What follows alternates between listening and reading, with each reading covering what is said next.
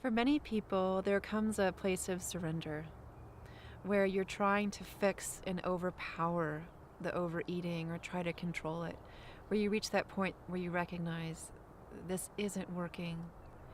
Not only is it not working, but it's actually worsening the problem and creating a lot of pain right here. And so in that space of surrender, what opens up out of that is you move from this sense of willpower, I'm going to power over it, into a space of willingness. And where willingness arises is here. The will is usually from right here, and it's that desire to, I just want to get rid of this as quickly as I can, where the willingness comes from here. And rather than trying to eradicate it, it's a space of embracing.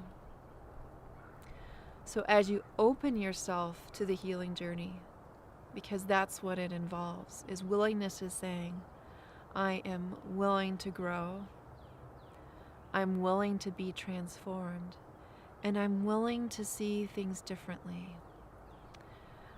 There's a beautiful quote from Henry David Thoreau that really speaks to this, and he says, it's not what we look at that matters, but what we see. So you can put 10 people in a room and look at someone who's binging and overeating, and they can see 10 different things. And you can look at yourself when you're overeating, and you can look at it 10 different ways. So the way of cut it out, this is something shameful, I should be able to control this, it's my fault, I should have figured it out by now, I should have done a better job, I should have prevented this in the first place. That's one set of eyes. And that's a set of eyes that usually arises from a sense of shame or a sense of separation, a sense of self-judgment.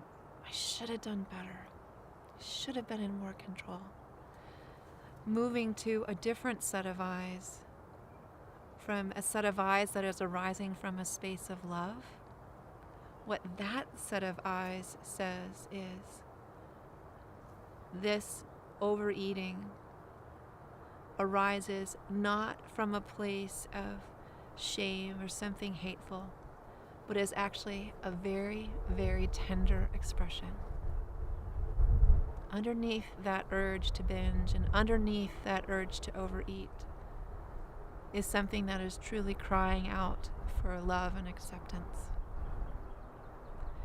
And with that other set of eyes, of that willingness to go on that healing process, what you're really opening to is intimacy, is creating a relationship with all those tender parts, that vulnerability that is underneath the overeating. So it's a willingness to not know. It's a willingness to be surprised. It's a willingness to understand and relate to those parts of you that are wanting to overeat, to hear what they actually have to say.